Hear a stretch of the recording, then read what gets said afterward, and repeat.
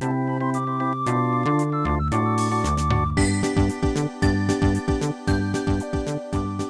my name is Benlo, and today I'm going to be talking about a game called Rune Factory.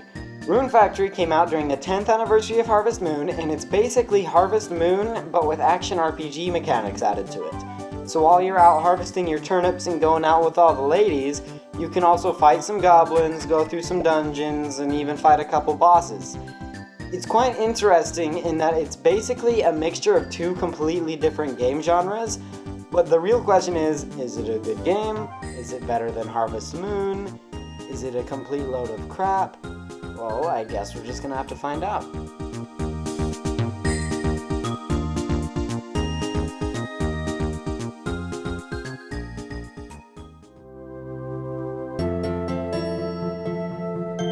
Rune Factory starts out with the main protagonist walking into a town after he's contracted amnesia.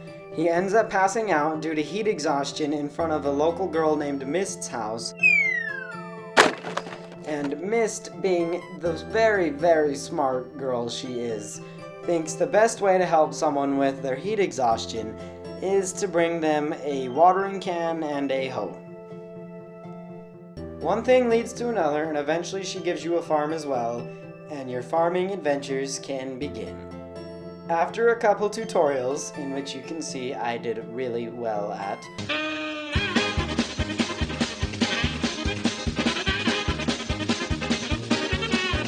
you get access to the town, where you get to meet all the villagers for the first time, most of which are pretty interesting and fun to interact with. Daddy, let's go home. It stinks here. But a lot of them are just your standard RPG cliches like the wise old mayor and the super nice priest dude. But other than them, all the characters are pretty dynamic and don't really get too boring. The main way to advance the plot in this game is to defeat dungeons. And to get access to these dungeons, you need to get passes. And to get passes, you need to do certain tasks for the mayor. The first of which is to plow 100 blocks of dirt on your farm. Honestly, I don't think these tasks are really necessary. I think you should have been able to have access to all the dungeons at the beginning, and then they should have just made all the dungeons that should be played later in the game harder than the ones at the beginning of the game, so that you play the easier ones first. I mean, I don't know. I'm not a game developer. I don't know things, but it's just a thought. After you beat a dungeon, you go back and get the next dungeon's pass and then repeat the cycle over and over until the game is done. The art style in Rune Factory is kind of split down the middle. I mean, the environments and backgrounds are great. They have this hand-drawn look to them that makes it look like they're coming out of a picture book. But the characters, on the other hand, are kind of like these polygonal messes. They're just kind of gross looking. I mean, they don't look that good, and it just doesn't really fit in with the background, I feel. I think they should have gone with a more 2D hand-drawn look for the characters, instead of this polygonal, gross-looking thing that ended up coming out of it.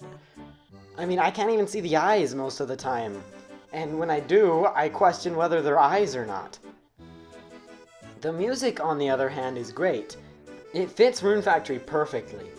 And it's not music I would listen to on a daily basis, but it's still good. I mean, especially this one dungeon theme just makes me feel like I'm gonna go beat up some enemies with a sickle.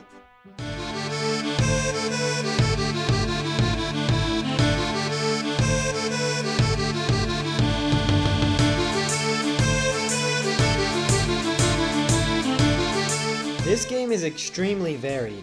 I can see a lot of people sinking hundreds of hours into Rune Factory.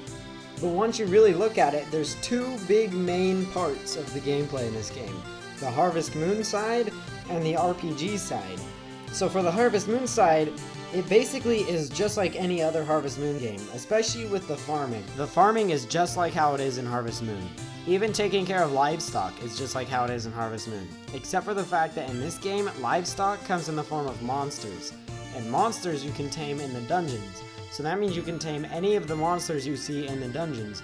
And these monsters can either provide you like milk and stuff and be basically livestock, or they can battle with you in the dungeons and even work for you on the farm. The last two options I found pretty useless. I took care of my farm on my own and I never really needed the monsters, and when they fought with me in the dungeons, since they didn't level up, they were dying constantly and I didn't really find that helpful. So all I ended up doing was taming the livestock equivalent monsters.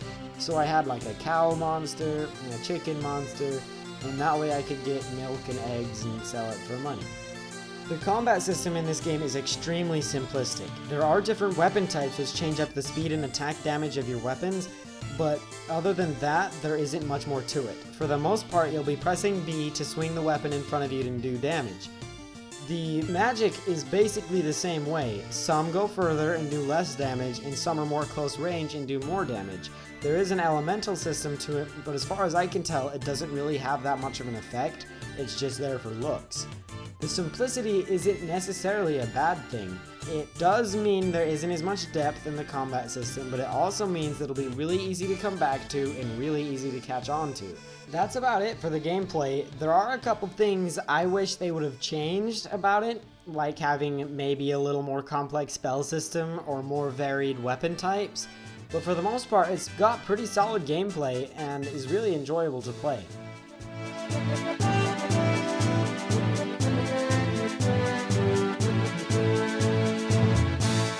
Rune Factory is an interesting mixture of standard Harvest Moon mechanics and an action RPG.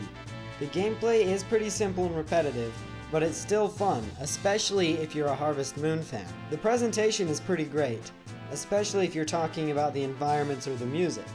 The character design, on the other hand, is pretty gross and can look really ugly at some times. Overall, I'd say the game is decent. It was good for its time, but especially now that there's a lot of sequels to Rune Factory, there really is no reason to play this one.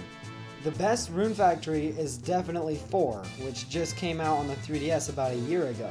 So if you're interested in Rune Factory, definitely get Rune Factory 4 for the 3DS instead of getting this Rune Factory. Thanks for watching my first video. It was really fun to make and I'd love to make more, so a thumbs up and maybe even subscribing to this channel would be great and very much appreciated.